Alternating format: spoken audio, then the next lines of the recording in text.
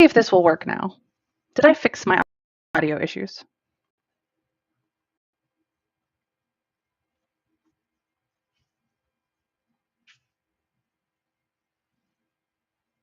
Hello, can you hear me now?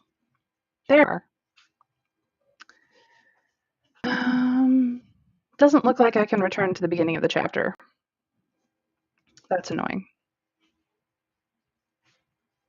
My apologies, everyone. It seems that I was muted and I didn't realize it.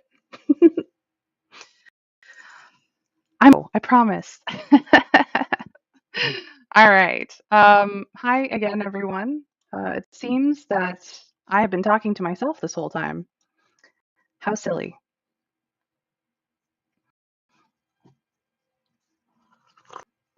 I hit a button and I didn't realize it was a hit. Finished troubleshooting our tech issues, thank goodness.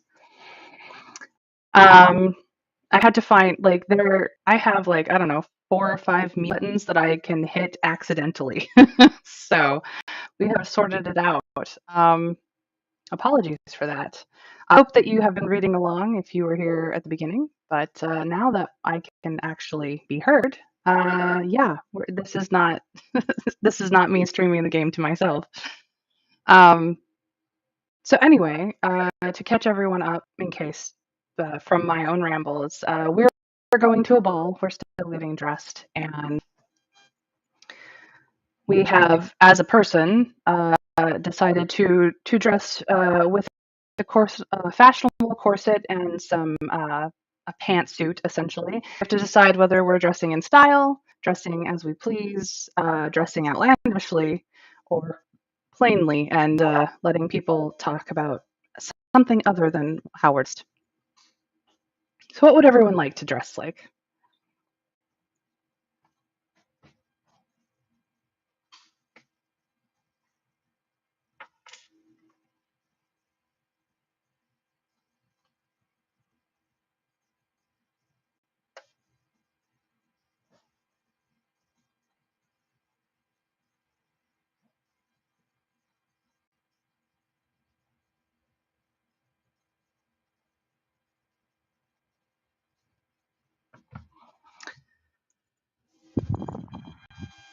Trav says stylishly. Winter Fairy says dressing as we please. Do we have a third vote? I think stylish dress, considering we are of the gentry and we are used to a particular lifestyle, might be the correct choice here. So I'm going to dress in style because again, you choose a simple but elegant coat in a fashionable cut. Gray is a waistcoat in a subtle brocade and your jauntiest tricoat hat. Now the height of fashion without being ostentatious or overblown. The low peal of a bell rings out. 7. Time to make your mark in society. Your entrance on Hippolyta's left arm, spouse Frances flanking her on the right, is beyond reproach, and you are happy you insisted on this arrangement. Frances is handsome and quietly elegant, with kind dark eyes and an air of mild-mannered amiability. He seems genuinely pleased to see you and lends a thorough respectability to your little party. You gain a modicum of attention from the spectators lounging around the doors, no less, no more. The master of ceremonies is all that is cordial. Hippolyta can well charm where she pleases. What do you think? Hippolyta asked. Lady Eugene has made a number of improvements, but of course you were never out. You were too young to attend balls and assemblies, of course, before you went to school, and you haven't been back since. Yet you recall sneaking in once or twice during the day to see decorations being set up so you can compare it. The old smoky bog lanterns are gone, replaced with new, stark, brilliant mage lights, and hung with cultivated linden and ashwood, an extravagance. It certainly has changed, you reply. Notice a striking young lady standing near the dance floor. She has large, deep eyes and a florid coiffure that altogether does not match her fashion. Her dark eyes and brows contrast with her milk cream skin. At the moment, she is surrounded by suitors and appears to be enjoying herself. Yet from time to time, you notice a sad expression come over the lady's face. Hippolyta notices your gaze. That is Danae Gufford, she says, belle of Prosper and 9 Mile since her coming out last year. What do you think? Emily has shot to the highest level of the gentry just this season. Her cousin is an upstart philosopher. He founded some sort of club for idlers with intellectual ambitions. The father still has some trade connections with the city. An odd family. So we have a few choices on our conversation with Hippolyta and essentially what we want to do next. So we could ask about the philosophy club of the brother, express their opinion of her as amiable, that she is the most beautiful person in the room, or that she looks a little sad, is captivating, or of little interest. So, what do we think of Danae Gufford? Or shall we redirect the conversation to the philosophy club? Winter Fairy says sad. She looks a little sad.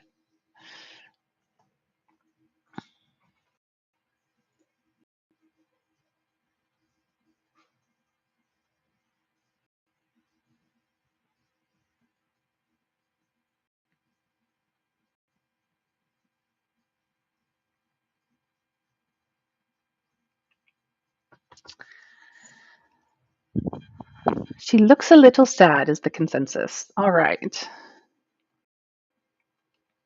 Hippolyta glances over. Perhaps.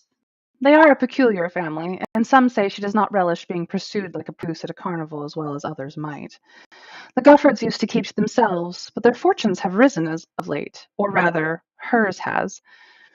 It is difficult for anyone to avoid notice when they are in possession of security that others only dream of. An oblique reference to the levels of spina that she boasts, it must be.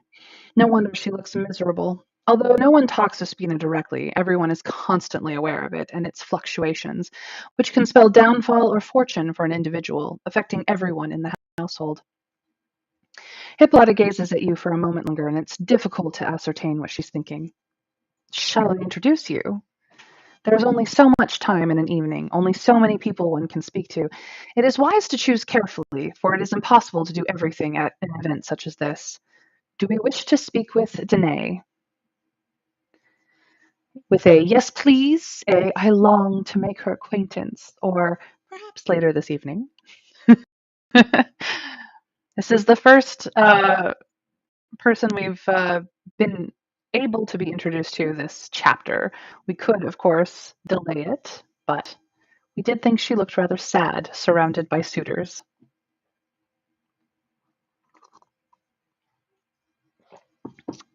Shall we save her from the deluge of suitors?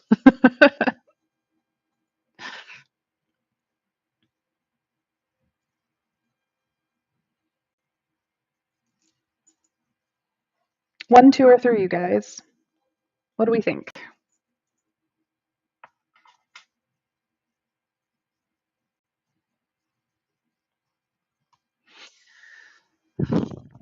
So, is this a yes, please, or a I long to make her acquaintance situation?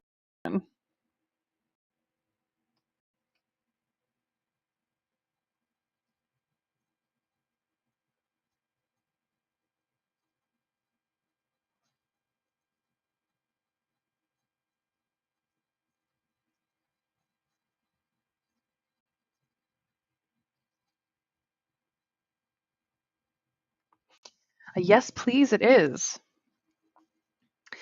Hippolyta leads the way over to the gaggle of suitors. Her presence alone clears a path through them. Miss Gufford, may I present Messer Dominique Montague, who has recently returned to Prosper after a long absence. Danae Gufford offers a small smile. It is a pleasure to meet you, Messer Montague. Her voice is low and warm. All eyes are on you, the suitors surrounding her primp and preen, still vying for her attention. The pleasure is mine, and are you enjoying your first season? Her eyes grow even sadder than before. For the most part, yes.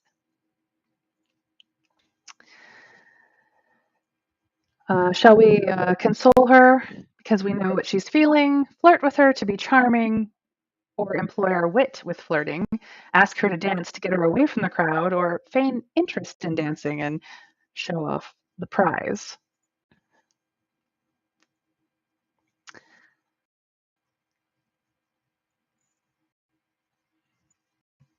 Ask her to dance.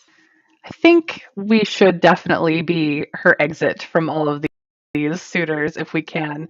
I think that will go over much better than everything else.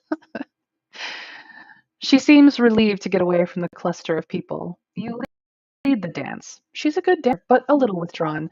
She gives the impression of giving you total attention, but you notice that her eyes seem distant, and there is a layer of reserve in her manner. What she really wishes to discuss, it would seem, is Hippolyta. Have you really known Mistress Beaker for a very long time? Yes, nearly all my life. She is veering into unsuitable waters to discuss a common acquaintance with a person she has just met, but rights herself. I do admire her, but see little of her in Argent Street. There is some kind of strange enmity between her and my cousin, I fear. She presses at her nose as if to push up a pair of spectacles, seems to realize that none are present, stills her hand, and sighs with an apologetic smile. I heard she even beat Colonel Ajax at a shooting contest. How Miss Scott found this out, you do not know. It is a well-kept secret, or at least was meant to be. Neither of you were supposed to be in the practice range, after all. I'm afraid I cannot say. I should somehow like to learn something of the sort, she says.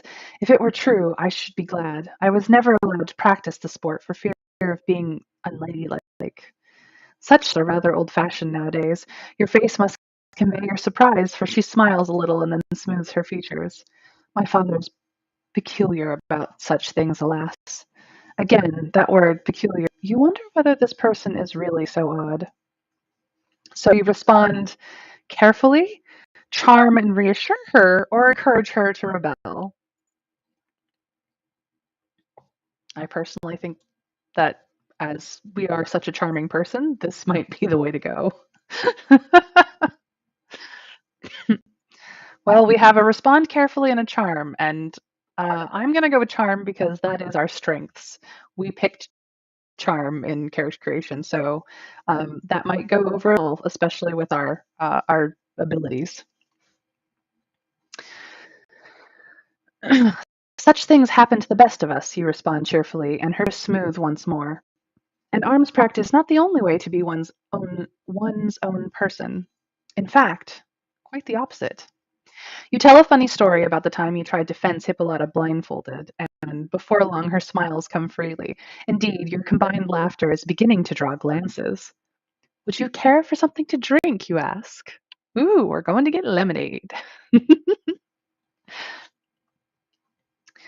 A suitor in a florid waistcoat comes up and steals Danae away. She allows herself to be led off with an apologetic smile. Hippolyta leans in. Over there is, by far, the most eligible young person among all the gentry, introduced into society last season, a relation of Lady Eugene, a word, and, by all accounts, heir to that great estate. I do not know if it is true. You know how I detest these distinctions. You faintly recall hearing something of this before, even back in the city. The Wakefirth name is a prominent one, and to have a Wakefirth youngster out is news indeed. Yes, now you remember. So, is Alcindor Wakeforth the most eligible young man, the most eligible young person, or the most eligible young woman from Prosper to the Severin? We get to choose the gender of the poor young person. Oh, we're going with another person, a distinct gender. I like it. I like it. You look in the direction of her and nod. You look in the direct nod and see a gawky, slightly young person with reddish hair standing firmly at the wall, arms clasped, clearly intent upon attracting as little attention as possible.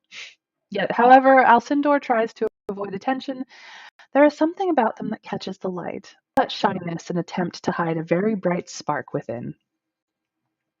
The light seeps out when Alcindor thinks no one is looking. It's visible in a certain sharpness in the eyes that betrays great intelligence and a keen observant nature. Yet whenever anyone is nearby, the shoulders relax again into a slouch. The posture becomes demure and deliberately uninteresting. Do not look at me. Somehow this catches the mind and the gaze more than any show of power, status, or charm would do.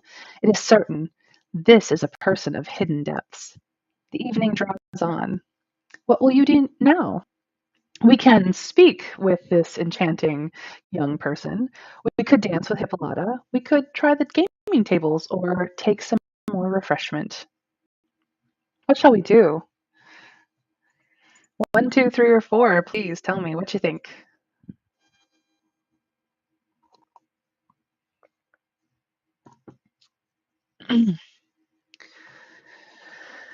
Winter Fairy says number four. Take some refreshment.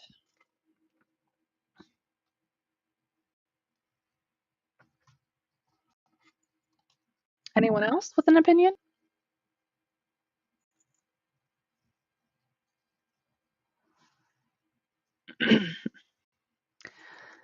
We have been uh, told not to go for the gaming tables by my chat. Fantastic. We shall take some refreshment. It's like a good idea.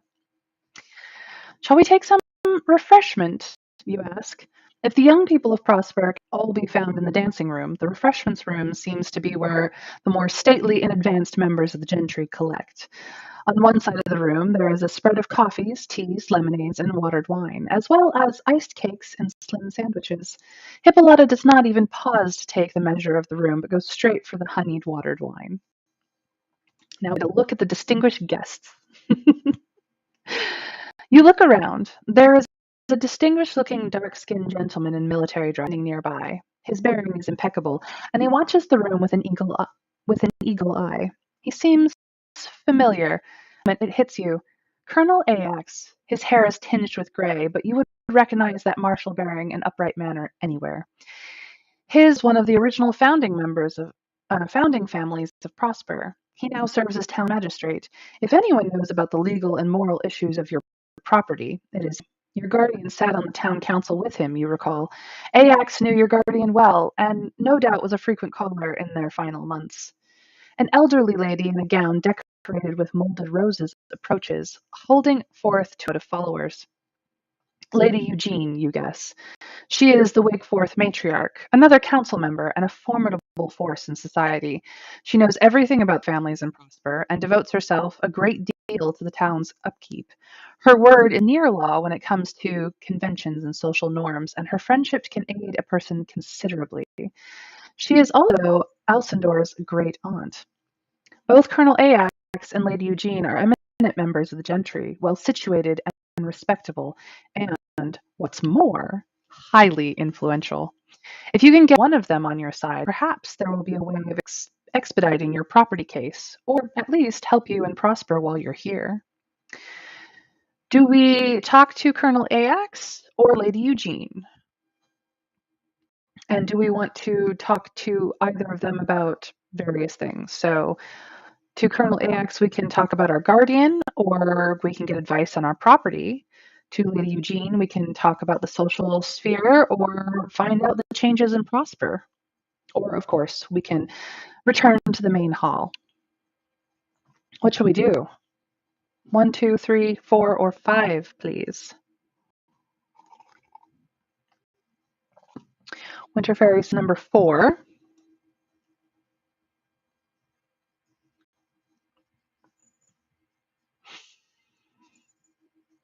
This is an important decision. We are deciding against one versus the other. 4 makes sense. Trav agrees. We will talk to Lady Eugene about what has changed in Prosper. She is discussing improvements in the community, but of course, what can one do when certain families insist on being around the... They are not marked, after all. The gentleman she is speaking with has an arrogant air about him, but they might as well be, and one slip, as we know, can be to the detriment of all. Why enter the risk? Lady Eugene heaves a sigh and brings you into the conversation. We were just talking of families of society. They are genteel, but lacking in the necessary refinements to do well and prosper. I do not recall hearing of this when you were a child. They are marked? The gentleman makes a scoffing sound. Nay, the failing gentry, Messere. Ooh, sounds ominous. Lady Eugene explains patiently.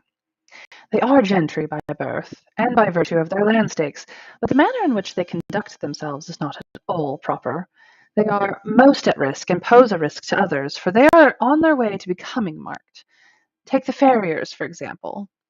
The familiar spectre of a starched collar edges into your vision, and you suppress a shudder. Yocasta has joined the conversation.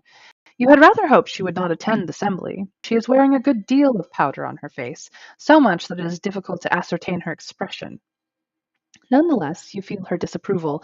She lets out a disparaging sigh. Oh, the farriers. Lady Eugene nods politely and continues. An unfortunate family, to be sure. Father lost, mother mad, eldest daughter rather wild. None of their household have fallen, therefore they are not marked, but neither do they thrive in society. It is nothing to fortune. They tarnish the reputation of everyone with whom they come into contact, the gentleman exclaims. They ought not to go into society at all if they cannot handle prosperous rules, she puts in. Success in society is about mettle and character, not circumstances. Exactly. Perhaps they would elsewhere or in trade, the gentleman says. What do you think? Do we suggest that means be taken to bridge the gap? Suggest that such people pose a threat to everyone and should be closely monitored? Or do we solicit Lady Eugene's opinion before replying?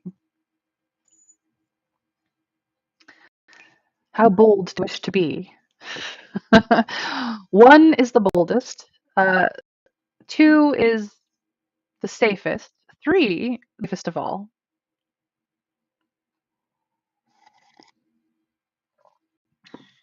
Knowing which way the current runs for the woman who basically runs society.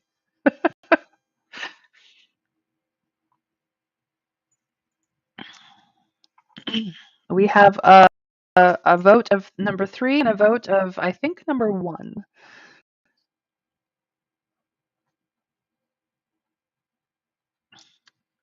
Winterfairy, you want to weigh in?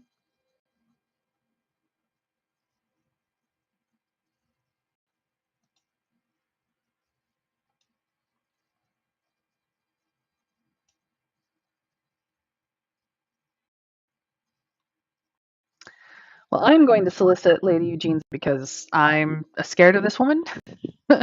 She is a force to be reckoned with. And what do you think, my lady? You ask. Should such families be expelled or removed from the rank of gentry somehow, or favor a more lenient approach? I stand, as always, for the good of the community, Lady Eugene replies stoutly, and having us drift off to poverty and disgrace can do no one much good. However, I do take a very dim view of those who would be foolhardy with their resources. Such behavior does not well on Prosper. I wholeheartedly agree, you say. Jocasta sniffs, but her ladyship seems convinced. Still, until a solution can be found, we must leave them to their own devices, I dare say. Lady Eugene changes the subject. What do you think of our assembly, Messer Montague? Is it not often that we have persons of good taste and family who have lived in the outer world who return to our little corner of it? Do work graciously on the hospitality, enthuse about the hospitality, change the subject to charm her into talking about the changes in Prosper, or change the subject to avoid what we really think. 1, 2, 3, or 4, everyone. I'm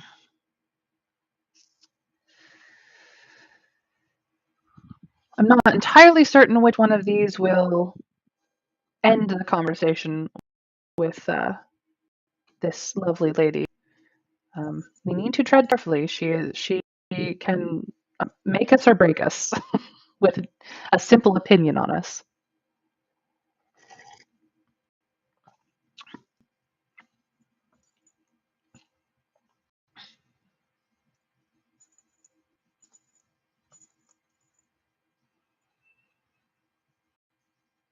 I'm leaning towards remark graciously on the hospitality. Graciousness seems like the way to go with Lady Eugene. Her ladyship is a powerful woman. Oh, we have an agreement. All right, I'm going to go with it.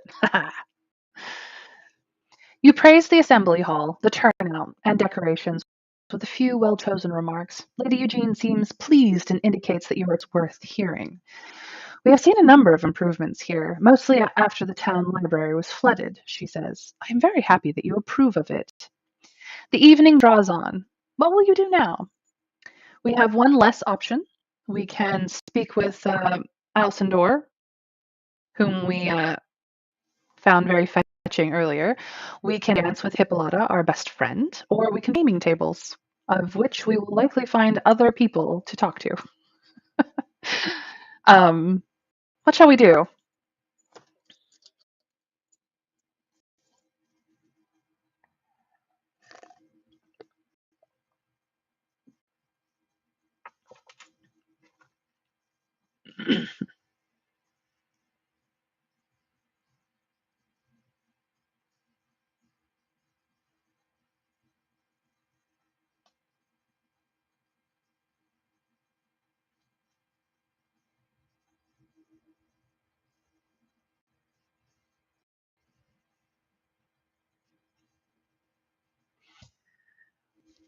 Number three is we should we try the gaming tables? I mean, we could improve our wealth, or we could ruin ourselves.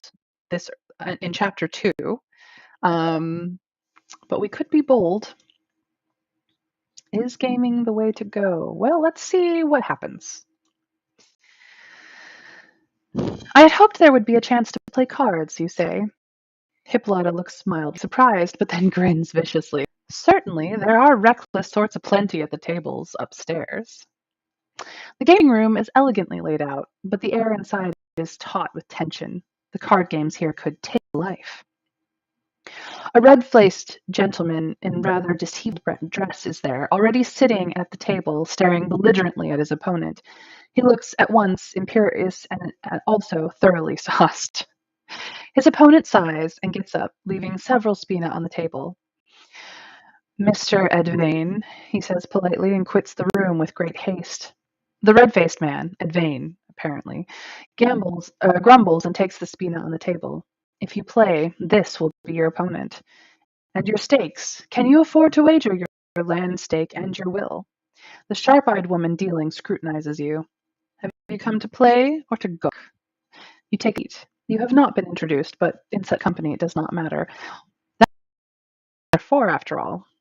So how will we play? Will we play recklessly, cautiously? Will we cheat a little to win, or do we focus on observing our opponent?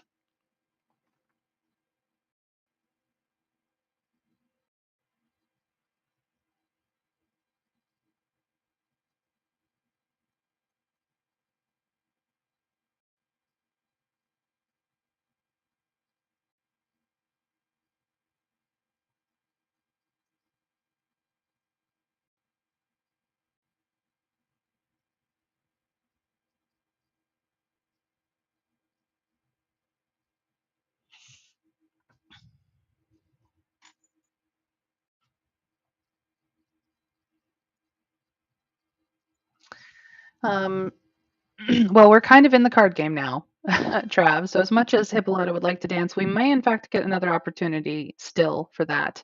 Um, right now, we must play cards, and so far, play cautiously. Or we could focus observing him, which may or may not go badly for us. But we do not have a lot of Spina. We have 9. So losing here would be bad. I agree with 2. We have 2 votes for 2, so we're going to play cautiously. That's probably the way to go. And we gained an achievement. Win it at the games as an achievement I've never had. Clearly, I've lost it before. You make each move deliberate after careful consideration. Winner takes all, and therefore you focus on small wins before showing your hand. Snatches of laughter and conversation, the tinkle of crystal echo your ears, but you're immersed in the game. Your caution pays off. Before long, you've amassed a good hand. At the end, you lay down 2 griffins, while Edvane only court cards. Well, you say lightly, I seem to have won. The drunken man appears not to understand at first.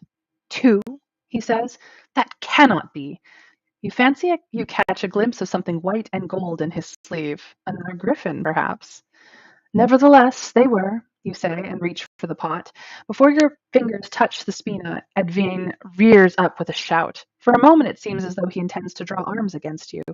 He reaches towards his hip, but his fingers close around air. All swords have been left at the door to the hall. The card dealer is there in an instant, brusquely sets things to right. Mr. Edvane, she says, and bodily moves him aside. Monsieur Montague, I believe the pot is yours. She moves the pile of spina towards you, carefully, with hands. You nod your thanks and take the thorns. Your skin tingles, they pass into your possession. Your wrist stings as if pricked. Edvane is still belligerent, protesting the loss, but the players at the other tables scarcely look up. It seems this is commonplace behavior for anyone unfortunate enough to play against him and win. You nod to the card dealer and leave. Ooh, let's check our stats. We have 12 spina now. I have no idea if that's healthy, but we are not at a terrible 9 anymore. That's much better. All right. So on to chaos. There is a commotion at the far end of the hall. A distinct yet undefinable quality air is streaming into the room, and it makes your nostrils sting. It's not sulfur exactly, nor is it iron, nor is it camphor, but a sort of many of those scents, along with something else, bitter and pungent. A rending sound like the scraping of metal on bone makes the hair on your neck stand on end. Someone, stumbling down from the games room, has just lost all their spina, it would appear. A pale circle is blossoming around the unfortunate gentleman, and a chilly, unholy natural descends. The Fallen. Two of the Fallen have appeared, gray and vague around the edges, waxen-faced. They have the gentleman by the hands and are apparently ushering him into the center of the summon circle. All other noise ceases instantly, for a period of about 30 seconds, as the other gentry assert. Then conversations resume. Backs are turned. This, if anything, feels more sinister than the drunts of before. You shoulder your way through the crowds to get a closer look. One woman, apparently the unfortunate's relation, turns green-faced and slides towards the floor. Those standing nearby barely catch her. The thralls are doing their work, pushing the person into the circle, but the person resists. Then another breath of air, a slice of shadow appears in the summon circle. A daemon, point-chinned and elegantly turned out in a sweeping frock coat of bright vermilion, appears as if walking from a long way away. You hold your breath. Soon this person will be a will-less thrall like the other fallen, grey-faced and placid, an echo of the living. You've never seen a fall before. You must have been shielded when you were a child. Now all your guardian's warnings come back. Now you understand why they wanted you to leave Prosper and never return. A slow drawn-out shudder shakes the room. You feel it in your bones. This is an immutable part of the rules, and the consequences for interfering with the falling itself are severe indeed. Indeed, attempting to circumvent the course of this cruel proceeding is not done, and would render you extraordinary in the eyes of society, and worse, risks your own survival amongst the willed. Nevertheless, you are stirred into action. Do we grab a hold of the victim's arm to stop him from being carried away? Console the lady by telling her this is an act of justice? Offer the lady help? Or offer the daemon one of your own spina? What do we do?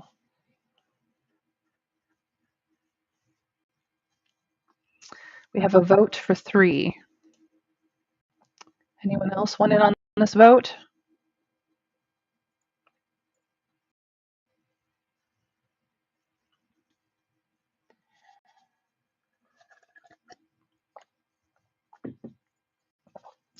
We have 4 options, 1, 2, 3, or 4. So far we have 1 vote for 3.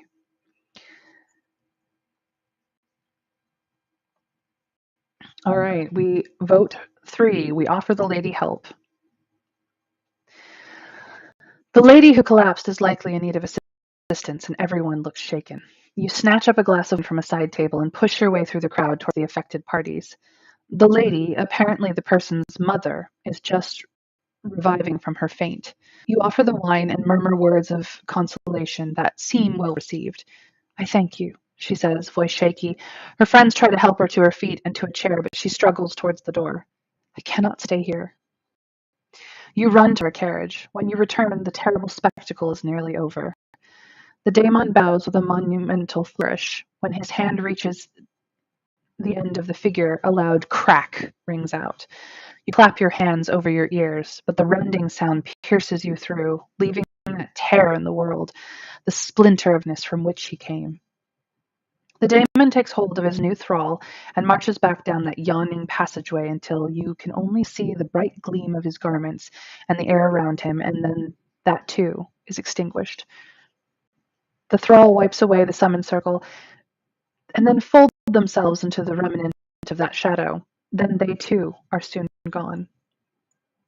The ordinary.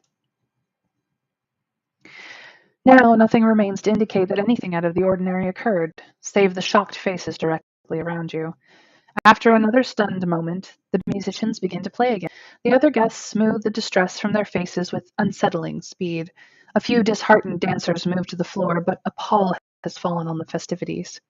The reminder of your delicate position is sobering, and not a few people depart soon afterwards. Hippolyta finds you. How dreary, she says. Francis is tired, and we are returning home. Shall we accompany them? Shall we leave as well? Shall we pay our respects to our acquaintances before we leave?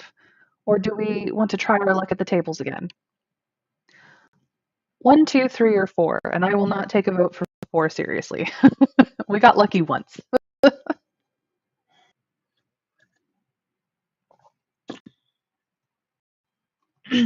All right. We are leaving with our friends whom we arrived with. That is probably for the best. Scared of the shadows, she sighs. But this is the price we all must pay to live here and in such prosperity. Never forget it. Come, we'll take you in our carriage. It's a somber ride home, and Hippolyta seems eager to return home herself. You both say good night abstractedly. The ghostly apparition from the hall haunts you. The house is very empty with just you and Brune. For the first time, it feels that ghosts of times past hang about the walls, decking the warm splendor of the evening in funeral weeds. Your thoughts parade round and round, an unchanging refrain. The spectres of the fallen, those ghastly, unthinking eyes and uncommenting visages, human shells scuttling about without reason or the remains of who they once were. They haunt you, and the gray plumes of smoke that surrounds them, the bitter tang of camphor and iron in the air. The daemon lord. Oh yes. Oh yes, the daemon haunts you too, but in a different sort of way. The colors of his trailing frock coat were dazzling, as if by brushing against the road from which he emerged, the fabric was rendered yet more vibrant. Even the luster of the assembly, and all the humans bedecked in their finery, cannot hold a candle to the sheer depth and intensity of color which surrounded life. Something fiery there, something magnificent and strained beyond comparison. You toss and turn in your bed until finally remorseless dreams relieve you. Next chapter. Chapter 3. Whew, that was a chapter. What a whirlwind of a night.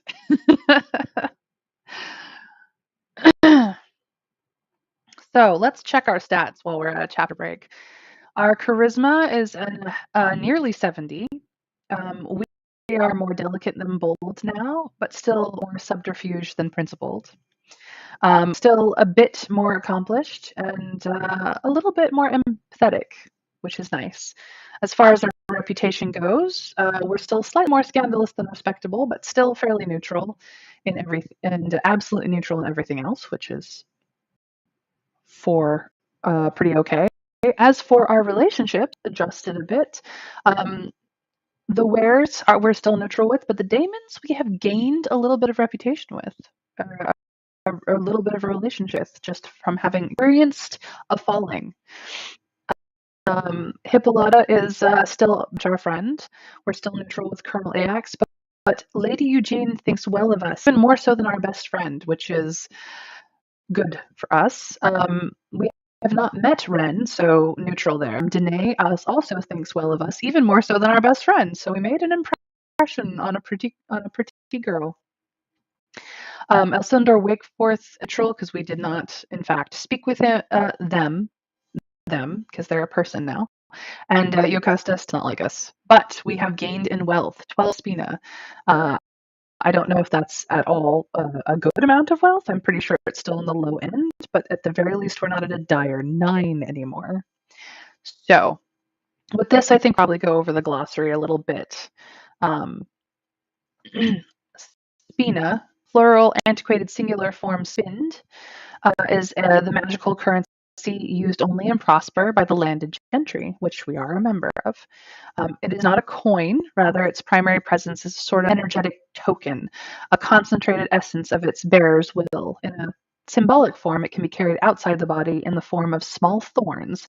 Whether carried or not in this manner, it is also carried in the body and can be accessed through the wrist. Pretty cool. You gain it by performing acts of great influence, by exercising your will in magnified ways. Even a touch of scandal can boost your spina account. Moving among the wealthy gentry will give you an upper hand. Making a good impression and helping society solve problems will bring rewards. Earning spina in this way, however, is never guaranteed. Most fortune hunters search for shortcuts, either at the gambling tables or by making a good marriage. The last resort for desperate persons is bargaining with the volatile wares of the forest. But beware, gaining spina in this manner comes at great cost. No one knows how spina came to be. It is somehow connected with the wood and has been thoroughly accepted into society and Prosper. Spina can be used to trade for various things within Prosper. However, take caution when spending it, for if you lose all spina, you will fall, as we have seen. Weirs, singular were, are not human creatures. The secretive custodians of the wood. They have been with the wood far longer than Prosper existed, and protect it. They played a crucial part in the contract between the landed gentry of Prosper and the daemons of the wilds. As such, they hold the ability to grant more spina, stories say, through a ritual bargain. Yet, apart from this, they are very much their own creatures. Daemons, singular daemon, are the non-human overlords of Prosper's gentry. They inhabit the wilds and keep the fallen as thralls, as their tithe. Their words are difficult to understand, though they possess courtesy of a sort. Willed, a member of the landed gentry possessing will, of which we are a member of. Fallen, someone who has lost their spina and therefore they're a willless thrall of the daemons. Marked, which we did hear about earlier in the chapter. Someone who is on the edge of falling, has done something transgressive, or has a fallen family member. Although they still possess will, they are shunned by polite society, as the mother of the newly fallen is marked now. Lost, someone who has become a wraith from wandering too much in the wilds. Oof, that sounds terrifying. All right, so now we know the terminology of the game, and we are at Chapter 3, Curiosities.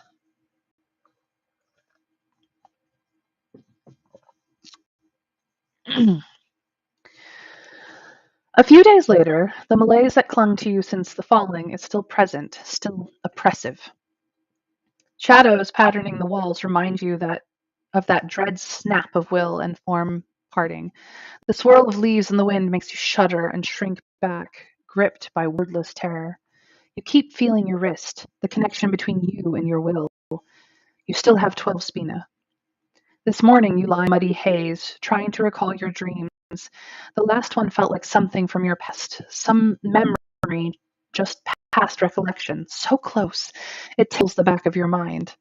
When you try to summon it again, it is just out of the reach of waking thought. And yet, when you trace it back again, you do recall something. What was it?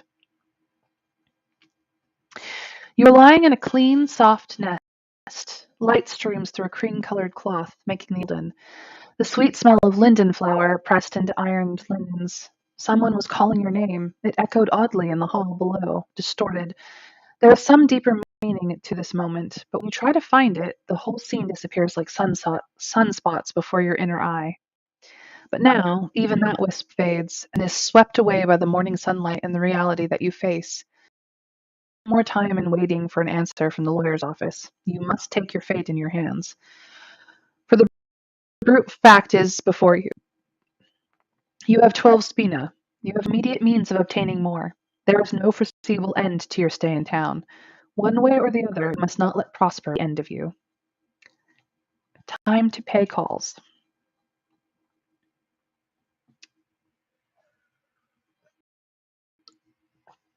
As soon as you have breakfast, you set out for your solicitor's office. There must be something you can do to hurry the process of extricating your inheritance into usable currency, some connection to seek, or letters to write, or someone to press on in order to expedite the process. Something, anything. You cannot become like that poor wretch, the fallen gentleman. And perhaps you also do not wish to become like those who stood by and only watched, content to let others take the burden of the tithe. To be without will must be to be without soul, without life itself. So, do we do we decide that we will die before becoming one of the fallen? That there must be some solution if we look at things rationally, or that every problem can be fixed quickly with the proper lift? What declaration do we make to ourselves? 1, 2, or 3?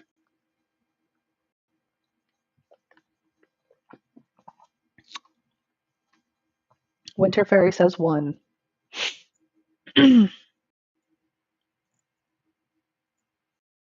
K-Trickle says 2.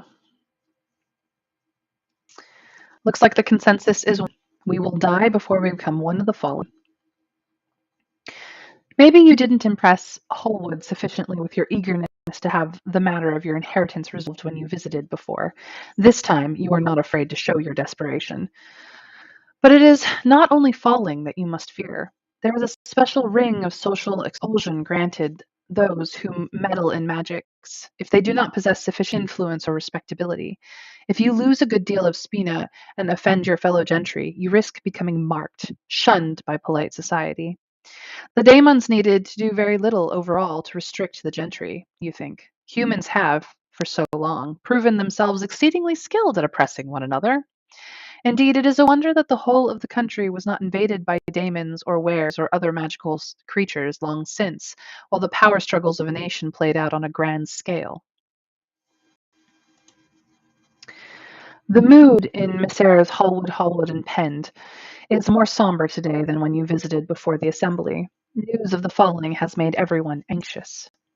Your solicitor, Anthony Hallwood, is attentive to your concerns that the work is taking too long, but has no good news to relate. I'm sorry, he says.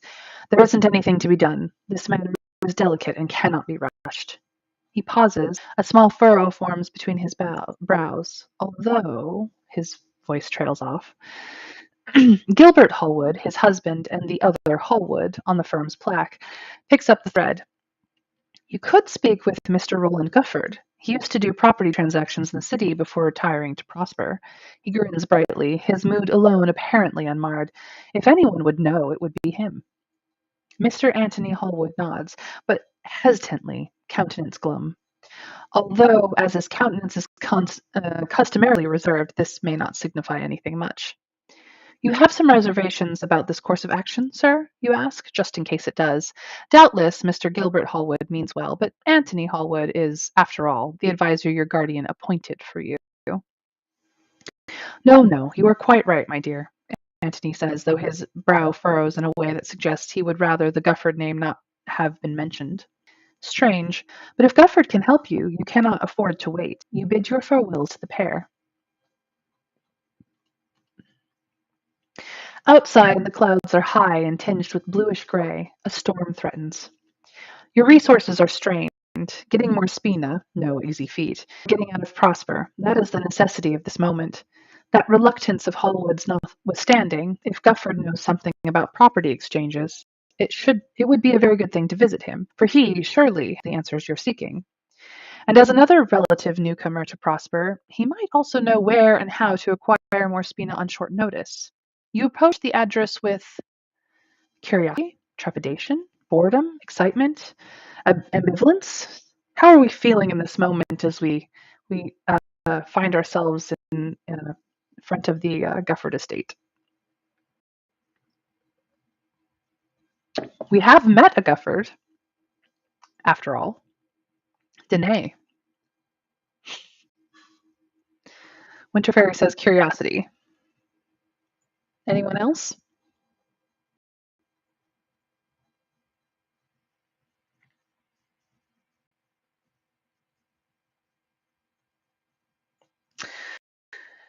Curiosity it is.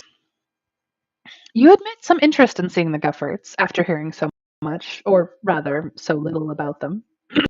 Mr. Roland Gufford does not boast one further claim to interest. He is the father of the famed beauty Danae. A friendship with this family could mean a closer acquaintance with her as well. The Gufford residence is a tall, imposing stone house with a high roof and rows of imported cypresses. It is, one might remark, more in the style of a townhouse than a country villa, being tall, narrow, angular, rather than satisfyingly sprawling. The grounds that surround it are of a respectable size, though not overly large.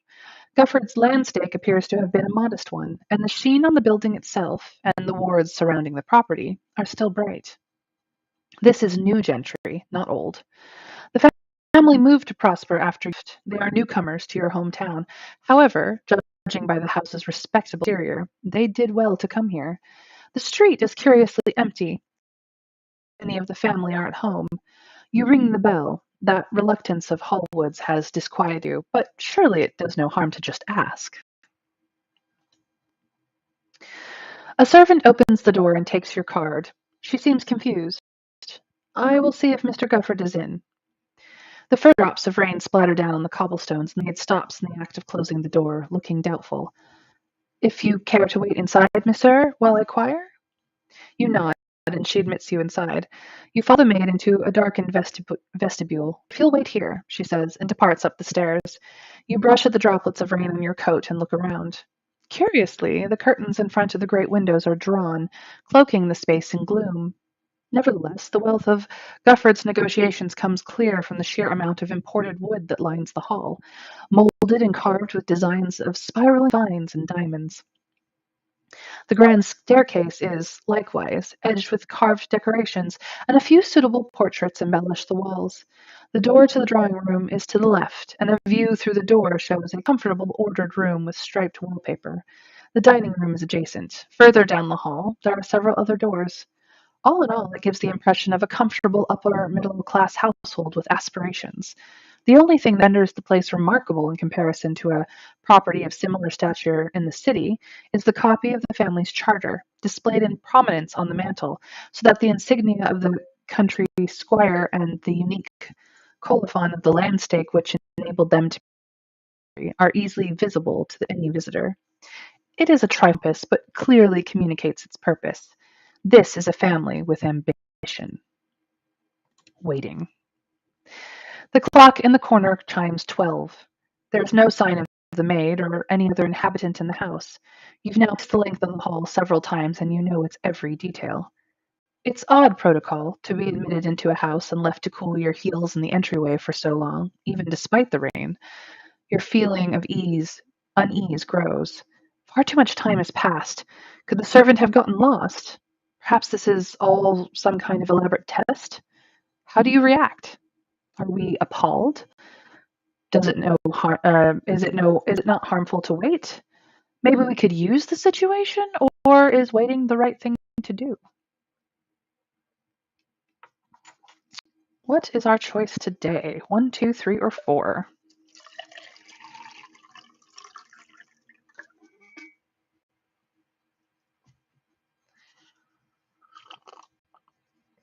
We have a vote for waiting is the right thing to do, which is not incorrect. Well, that's two out of the four people who can vote, so here we go.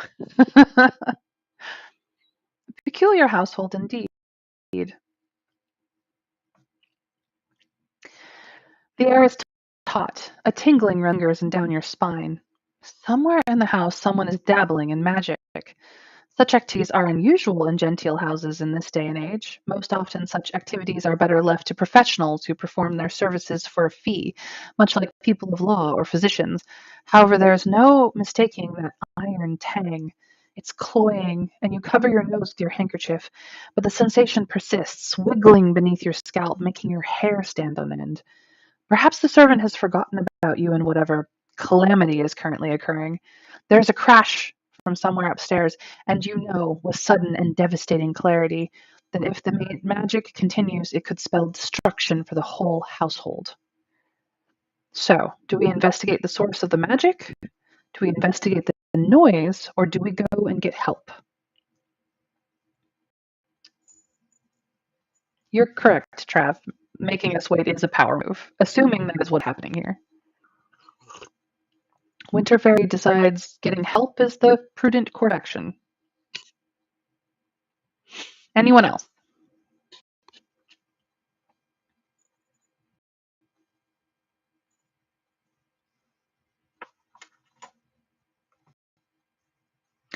All right, getting help.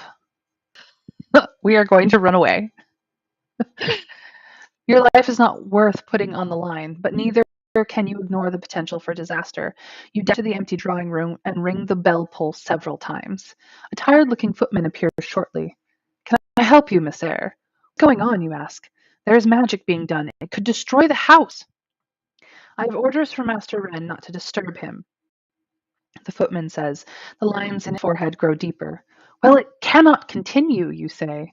Come with me, Monsieur, the footman says, and dashes upstairs. He opens the library door for you, and before you can ask him to do anything else, beats a hasty retreat. The library. And a mysterious Mr. Wren. Your first impression of the room is one of total chaos. Billowing clouds of smoke twist and crackle, the acrid tang of magic making your eyes and throat burn.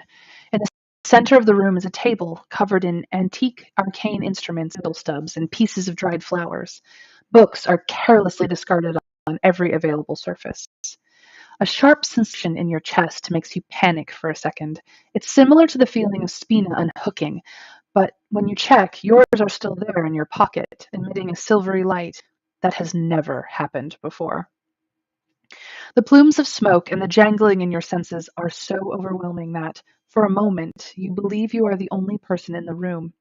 The room is uninhabited, as if awaiting you, the chaos mounting with every breath you take, the responsibility resting upon your shoulders. Too much, far too much for someone without the least particle of training in sorcery. You panic at the animations. But then, a second later, you see him, standing half concealed behind the table and the pile of instruments there. So strained are your senses that you notice him in bursts, as if your awareness cannot bear to recognize anything whole when this consummate chaos is here, unraveling before you. You blink and look again. He is still there, and not a daemon as you had first feared, but a human, one with a sardonic twist of a mouth, long, ink-stained fingers, pale skin reflecting the eerie light, and a mop of silvery hair escaping its queue in unruly hanks. His brows are furrowed in concentration, and his eyes, like darkness itself, are wholly focused on the working in front of him. He is muttering words that cause the magic to spike and the scent of burned verberna as to grow stronger all around you, and scribbling in a small leather-bound book. His dark coat is shabby, the buttons are dulled, and as he writes, a long rip in his left sleeve becomes apparent, exposing the white shirt sleeve beneath. Not just a would-be sorcerer, but a gentleman as well. It would appear the one who does not take much care about his appearance. He is a little older than yourself, most certainly old enough to know better than to delve in such things. This is the person responsible for all of this. You wrench your wrist on which the gentleman is so wholly focused, and your horror doubles. For, in its melting dish, suspended above is a spina, presumably his own. Excuse me. There is a magnifying glass and a candle arranged just so. It looks like this madman is attempting to separate one of his spina willfully from his soul. You half expect the wall to be covered in arcane formulas, and a hole to be yawning in the floor beneath the table, but so far the rest of the room is as it should be, a library neatly lined with books and maps. Not for much longer, however. If you don't do anything, the rising tension tells you that the entire room will be ablaze within a few minutes. Clearly, this person is hell-bent on destroying himself, regardless of whoever else happens to be present. How will you end the working so that nothing catastrophic occurs? Do we grab the spina out of the melting dish, distract the gentleman, appeal to the gentleman's honor, or feel into the process? Um, we have a vote for 3. Anyone else? What are we going to do?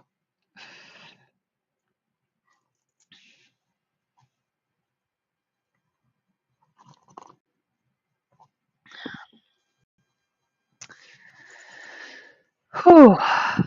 This is going to be intense. Looks like appeal to the gentleman's honor is the choice of the day. Sir, have a care. No worries, Winter Fairy. We will conclude this as you're headed to the bus stop. Say hello to your son for us. Care, you remonstrate. End this, please, before you harm the servants or anyone else. Ordinarily, you doubt that such words would interrupt someone so intent on their object, but imbue them with all the strength of your conviction, and, it seems, this catches his attention when mere words alone would not make a mark against all that chaos. His eyes land on you, unfocused. He seems surprised. What? Then he realizes that the spina is aflame and swiftly snatches up a brass bell from the table and uses it to snuff the flame out. He mutters the words and blows out the candle. The excruciating pressure suddenly disappears, leaving you reeling. An eerie, smooth breeze wafts through the place, and the spina dissolves, leaving a small burned patch where it rested. And the shiver of spina departing is so strong that even you feel it, though it is, this time, not your own. The gentleman flinches, eyes watering, and then it is all over. The tingle of active magic is gone, leaving a high-pitched ring in your ears. You and the gentleman are left staring at each other. He explodes first. What are you doing? The billowing smoke is now a heavy haze that stings the eyes and lungs. Coughing, he shoves open the window and outside. Any person standing in the courtyard would get a face full of the noxious stuff, but your lungs appreciate the cleaner air that fills. Although, if there were anyone below, it is a wonder that they did not intervene earlier. Can this be a normal occurrence in a Gufford household? A chilling thought. In any case, it is curious indeed that Damons did not take this one, clearly as though intent upon his own destruction, at the very hint of such goings on. I was in the middle of a very important thought experiment on the nature of will. It was to be the cornerstone of the discussion at the next meet. And now look! He waves a sheaf of papers wildly at the mess between you. He fixes you with a scrutinizing gaze. Why did you do that? How will you respond? Do we conciliate with him, sympathize, but make clear that his actions have consequences on others? Tell him in principle, say exactly what's on our mind, or express our intellectual curiosity? How do we respond to his, well, crazy?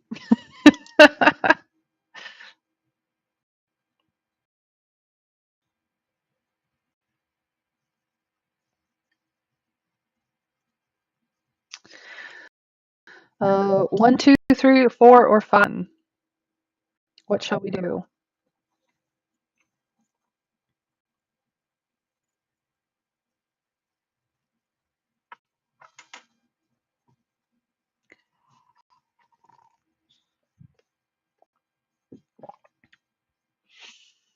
Looks like 2 seems to be the majority here. Did you even think of other people or just yourself? Your voice comes out in a strangled shriek. What you attempted could have been very dangerous. he remonstrates. You are very lucky working did not backfire upon you. For myself, I knew the risks. But surely such a test is reckless to the extreme. What if you would fall in the process? His lips twitch into a fleeting smile. And, without even being acquainted, you should care so much about my welfare, monsieur. I am a Sir Dominique Montague. I was hoping to speak with Mr. Roland Gufford, Danae's father. My uncle is out, and you decided to barge in and disrupt my work. Oh, I understand well enough. He sweeps an elegant bow, unimpeded by his torn cuffs and the streaks of dust on his frock coat. Wren Gufford at your service. Danae's cousin, the philosopher, of course. What do you think of him? Is he infuriating, unhinged, perfectly normal, or exceedingly attractive?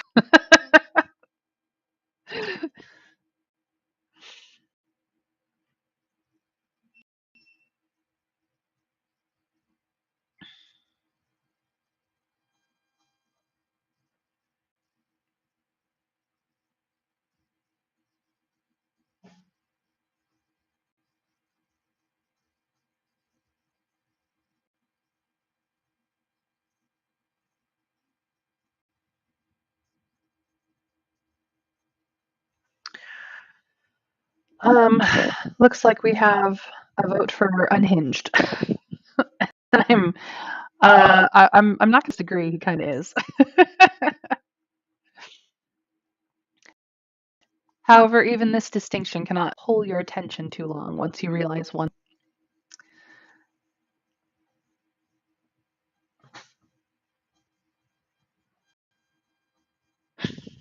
I agree, Trav. He is very mad, and I don't know about avoided at all costs, but yeah, he is a disaster waiting to happen.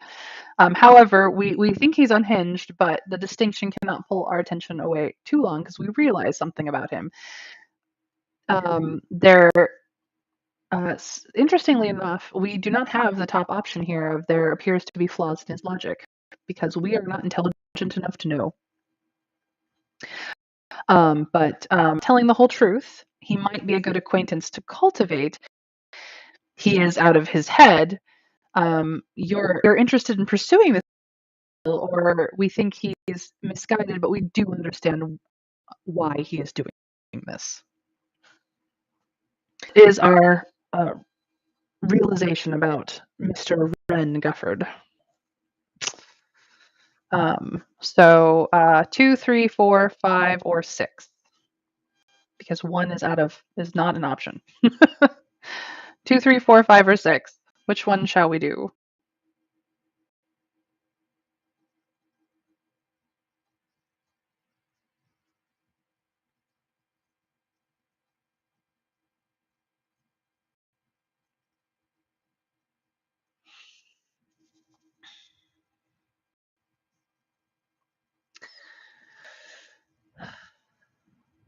So Trav votes 4, but possibly 2.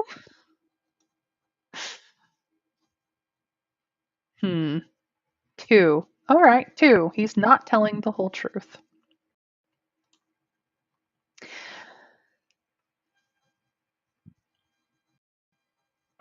You describe a better solution. An experiment truly takes place in the realms of thought first, before moving to the potentially fatal physical experiment with Spina, and rather than burning it, simply testing the boundaries of Prosper's hold. You describe your own Spina disappeared upon leaving the town, only to be found back here years later. There are many experiments with much less risk to all. Would not this be a better solution? Ren has been following you with narrowed eyes and a hand on his chin. A moment, he says, and you wait while he stands perfectly still for a few moments, apparently deep in thought. You're right, he says, and looks at you with an odd expression. My apologies, you are correct. He goes to the book and flips through it, muttering to himself. No, but first to move the pendulum, or that's. He crosses out several lines of text. You crane your neck to get a glimpse, but can't read the spiraling, unruly handwriting, and scribbles something in the margin. Yes. He underlines one sentence several times, and then belatedly looks up, as if just remembering your existence. What was it you really wanted here? He demands. Such bluntness is unheard of. Do we find his bluntness charming? That it has some allure? Is he of a gentleman, or could we care less about his manners? It's his judgment that we doubt. One, two, three, or four.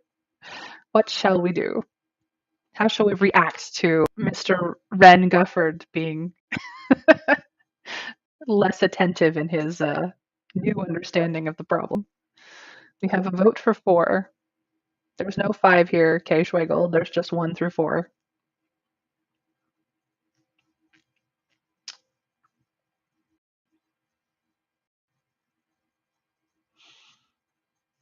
Four. All right. We could care less. It's his judgment that we doubt. I was hoping to speak with Mr. Roland Gufford, you explain again. He makes a strange face, curious. An awkward pause. He appears to be waiting for you to tell him the whole of your business. When you do not continue, he shrugs. He is not in, as I said. He is in the city on some business. His tone is brusque, and the shadow of disdain creeps into it. Evidently, he does not hold his uncle in high esteem, despite the fact that he is a ward to Roland Gufford. The clock ticks. Oh, you say. This is such a strange situation that the rules that govern social calls are not entirely clear now. He looks at you critically, then nods decisively. There's nothing else. I should return to my work. Please don't blow anything up. His eyes glitter strangely. And why should you care, monsieur? Do we respond with, I have no wish to see anyone harmed? Do we respond with, the house is expensive, you know? Do we respond with, I would be sorry to lose such an interesting acquaintance so soon after meeting? Or do we respond with, you should not do these things? One through four. What is our vote?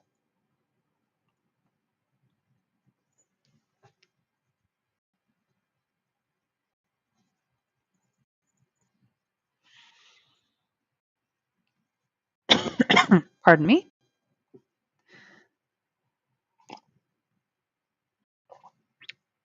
One. Is Trav's vote good? Three is K-Schwegel's vote, which, I mean, we are the charming. We have decided to be charming, and acquiring acquaintances that can help us so early in the game, so early in the chapter, is not a bad idea. But do we really want this acquaintance? That is the question. He is unhinged, to be sure. I'm actually going to go with one because I think that is the safer route for the possibility of entertaining this acquaintance without necessarily decided.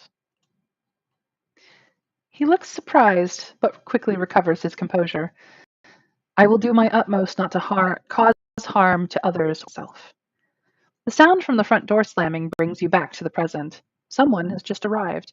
If you hurry, you might catch Roland Gufford.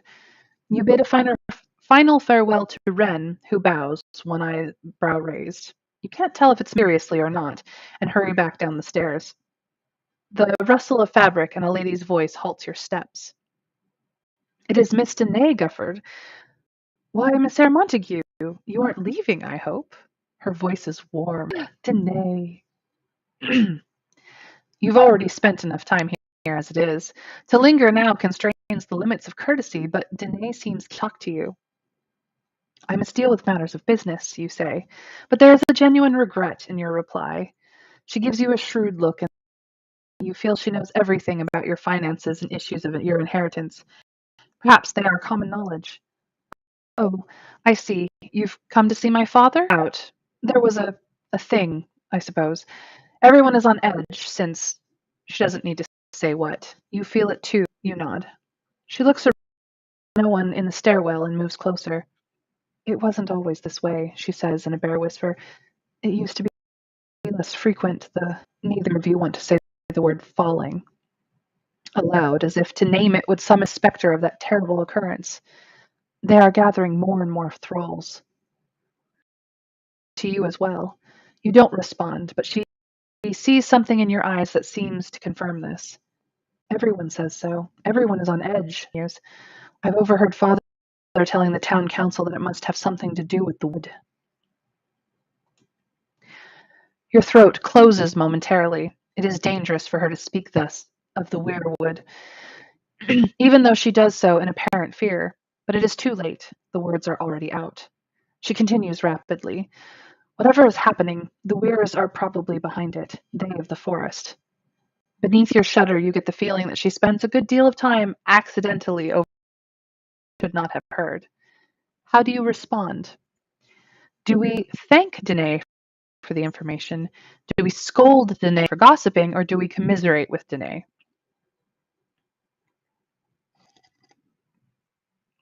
I personally like Danae. I would like to commiserate with her and be her friend at the very least.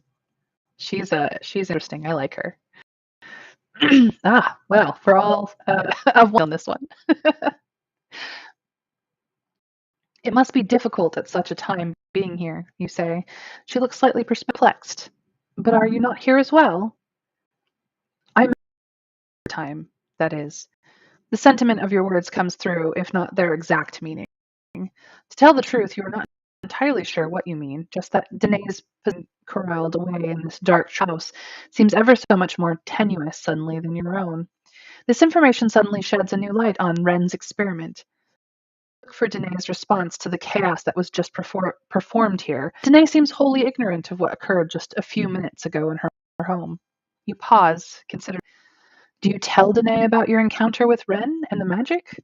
And how much should you tell her about your part in it? If you trust her to keep the information secret, she may.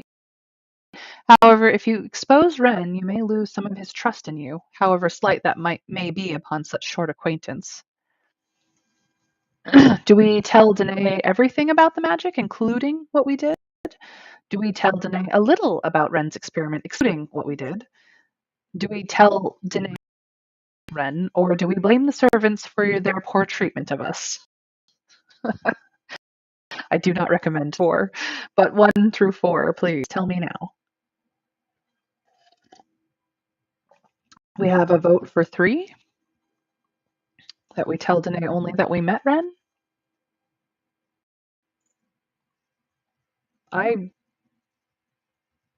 Trav says number 1. I honestly believe being honest with her about things will endear her to us even more.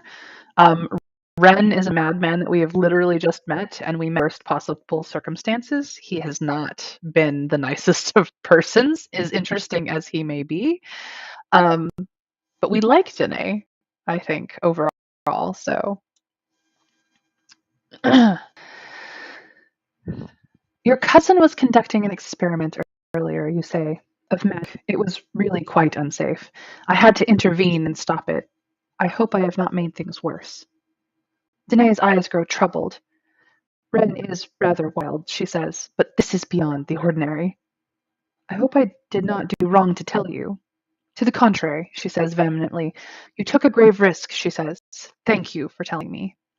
You are ready to depart, but Danae seems to be lingering. It suddenly feels abrupt to leave without inquiring after her own health and person.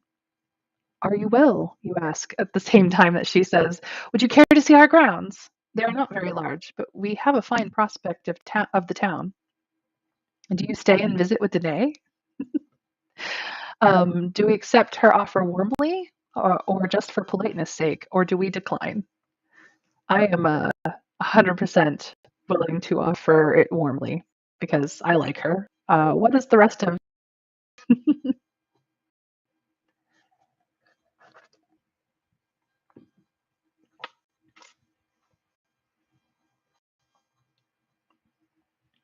So far, Kay Schweigel agrees with me, so I am going to take the offer warmly. I should like nothing better, you say, and the warmth in your voice is genuine. She smiles reflexively, evidently delighted. Wait just a moment, then. She disappears in a side room for a moment. When she emerges, she is wearing sensible boot shawl that looks a little more worn than her fashionable cape. There are sometimes tricky rocks, she says by way of explanation. She ties the shawl around her so that it will not get in the way. Such a practical look suddenly makes her look much shrewder and less put together than she did previously. You follow Danae out the back door and through a stacked garden of sorts. It is all in a very current sort of taste, and if Mr. Roland Gufford were here, doubtless you would be expected to make any number of admiring comments on the arrangement and shapes of the shrubbery, the harmoniousness of the plants, and the overall stylishness of his taste. Danae proceeds through it all at a pace that can only be described as tromping, so you are spared making any comments at all. Past the gardens there's a stretch of wilder land, an incline that turns abruptly into a rocky slope. If Miss Gufford's current popularity in society has afforded her any advantages besides becoming a focus of admiration and envy among the gentry, principal among these is surely the amount of exercise she has gained in being such a desired dance partner. Indeed, she quite outpaces you. Once the air is no longer that of the formal constricting gardens, she appears to breathe more easily. Her features become more relaxed. She even smiles without apparent fear for being misapprehended. She slows once you reach the top of the outcropping. True to her word, there is a fine view of Prosper below. What do you think? The sunlight is dazzling, and you can see the winding river that runs through town, sliding like a silver ribbon down into the green shadow of the wood. Do we think it's beautiful, that we have seen better, or that she has excellent taste?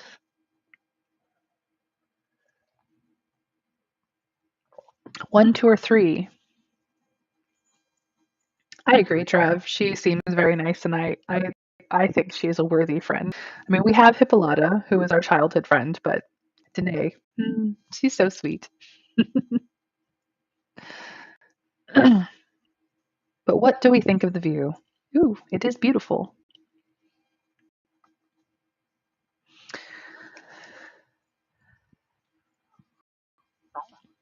Well, number one is the vote at the moment. So we will go with it is beautiful. I think it is beautiful. Beautiful, you breathe. And she smiles, happy to be here in the sunlight and in the wind. Danae plunks herself down on a rock, still refined but somehow raw, less a creation of filigree and candlelight and more human. It is my favorite spot to sit think. You sit beside for a time, and neither of you say anything at all. Somehow, the silence brings you closer than any words could. I agree, Trav. It is a beautiful sight, and we are not trying to be like the rest of her suitors, certainly. So we have become quite close indeed. In fact, let's find out how close. Our relationship with Danae is the highest that we have, 73%. So that was well worth doing. We have made a good friend, certainly. We return to the house. When the wind clears the clouds from the sky, slowly you both recollect the time. Again, you follow her across the rocks and down into the gardens that enfold the house. Now, somehow, the pressure that lined your neck has been eased a little. You bid Danae farewell and depart. Well, you are walking towards home. You muse upon the Guffords. A strange call, all in all, but not devoid of information. Indeed, the situation in Prosper seems rather more complicated than even you had imagined, though perhaps no more than is warranted with such a diversity of interests all coming to a head in one small parcel of countryside. You cannot stop certain moments from turning over in your mind. Do we think about Ren, the magic, the danger, or Danae? One, two, three, or four? Who should we? What should we think about, or what can we not stop thinking about? Rather.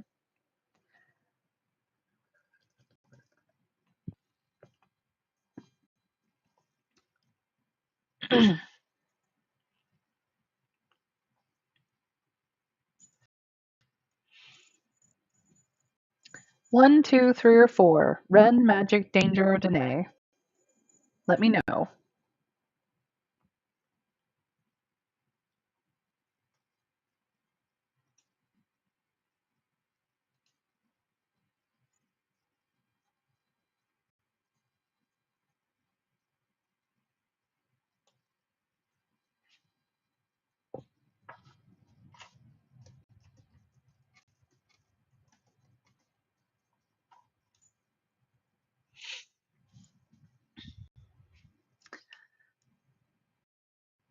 We are in contemplation of either Mr. Wren Gufford, the uh, philosophy club uh, starter, the magic that Mr. Wren was doing, the danger of everything, really. It's all dangerous. Or the lovely Danae Gufford, Miss Danae Gufford, his cousin.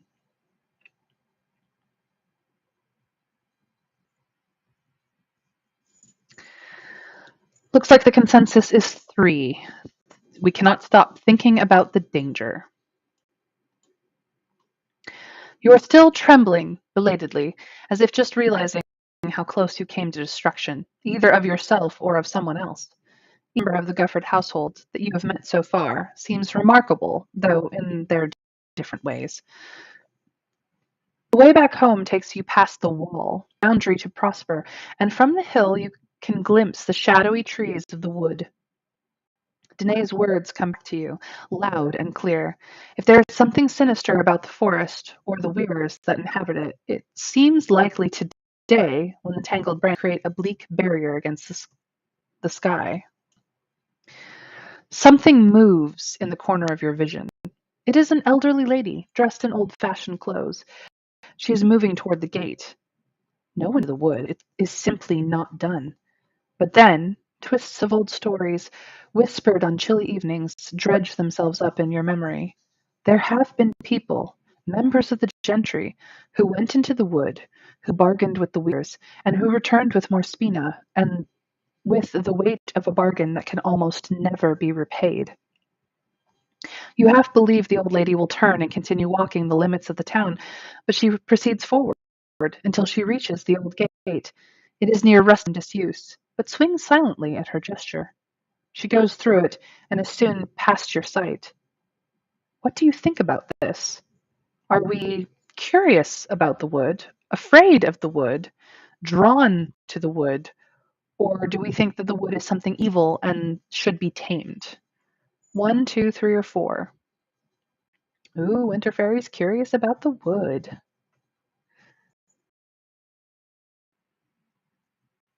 And just after we were thinking about how dangerous, apparently danger does not keep us from being curious. Curiosity it is.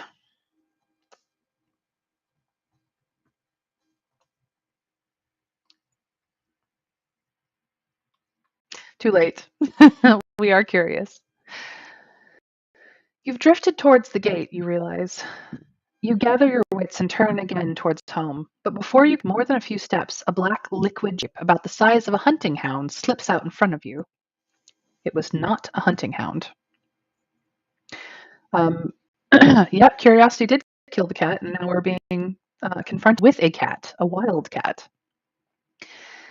It's a cat, one of the wild cats that infest the area around Prosper. Unusual to see one close to town, but in the dusky light, the chill of the wood has seeped into your bones, and anything is possible. Some cats are benign, but others infected with a poison that causes sickness and, in extreme cases, death. The cat watches you. Its eyes are like parallel moons reflecting the light. You cannot tell which kind it is, benign or venomous, but its teeth, when it hisses at you, are large enough for worry. You back up. The cat advances towards you, forcing you through the gate. Now there is only one way to flee, and that is into the wood. You back up slowly through that yawning gap between the trees. And now we are in the wood. The air here is cooler. The air is cooler here beneath the trees. The cat is still behind you, stalking you like you are. You look back over your shoulder to mark the wisteria-covered gate, which separates the known from the other, from a place that does not belong to you at all. You must remember it so that you can return. It is clear now that the stories were true in some respect. Despite the taboo, have entered the wood before you. There is a gate, after all. There is a path, though but lightly trod. The trees grow denser, the air fresher still, dark and mulch-like. It is quiet, as before the rains. The crack of a twig breaking disrupts the peace. The cat is still moving towards you, eyes intent. It is but a few feet away, and if you run, unless you are very fast, it will pounce. How will you find your way out of this one? Do we observe the cat for hints, run back the way we came, back away slowly, or menace the cat to make down? One, two, three, or four. How do we deal with this damnable cat?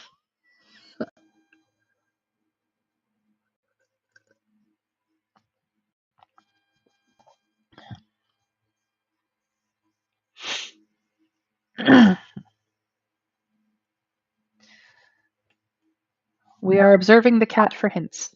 Hopefully, that will give us enough hints to figure out what we need to do.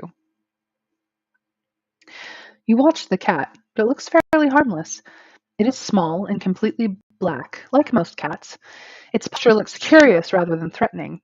Its fur is velvet black and looks just as soft. It must be benign, you decide. Here, kitty kitty, you crone, edging forward with a hand outstretched. It's okay, I won't hurt you. But the cat approaches a threat. It leaps at you, claws unfurled. You only just now see that they are tipped with an orangish liquid. Pain rips through you as the cat slashes your arms, pivots, and scrambles off into the trees. Examine your wounds. They are raw, shallow slashes running across your forearms. A scratch is less harmful than a bite, but this one could have been it. You wipe it off as best as you can with your handkerchief. You are hopelessly turned around. What's more, a strange sensation of being drawn in among the trees possesses you. You find it difficult to distinguish yourself from the forest. The wood itself is binding you even as you walk. You try not to panic. While you are concentrating on stilling your breath, a supple shade of silence, denser than you've experienced so far, falls upon you. You feel someone's gaze upon your back. You are no longer alone. Company. A shape unfolds itself from the tree, so swiftly you suspect it was there along. A tall silhouette, ruffled as if with leaves or fur, slowly solidifies before your eyes into a human-like form. Two legs, two arms, a body, crossed with a bandolier holding small pointed objects. Eyes that glow like the orange moon in autumn, round and untrusting, and an energy field that is simply wrong. It hurts the mind to look upon at first. Somehow, the presence seems female? It is a weir. Those mythical creatures who have care of the wood, and who cross its breadth and depth, from whom the settlement of Prosper was originally carved out, to whom should fall, all will return. The buzzing feeling subsides, bit by bit. You can make out the weir's features. This one has slim antlers and a snub nose. She raises a small bow armed with a silvery dart at you. You are far from town, human. Her voice is like the creak of wood in the autumn gales. The words sound in another language, but somehow in your inner ear you understand the words. And you are trespassing on our lands. Tell me, why should I allow you to go free? This could be, if you wish, a chance to bargain from our Spina. You've heard stories that Spina was originally a gift of those. However, the tales you've heard attest that you could gain it from them without significant cost. Lives have been wrecked in the stories, but perhaps they are exaggerated accounts. Do you want to stay and bargain for Spina with the Weir? So, do we want to stay and bargain? Yes is number one. We'll apologize and then bargain is number two. Apologize and attempt to make our escape is number three. And run away without bargaining is number four.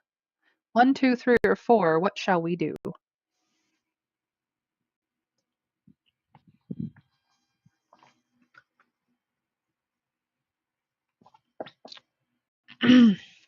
Number three, apologize and attempt to make our escape. You dip your head politely and introduce yourself. My apologies for trespassing. My name is Dominique Montague. I'm lost in your woods.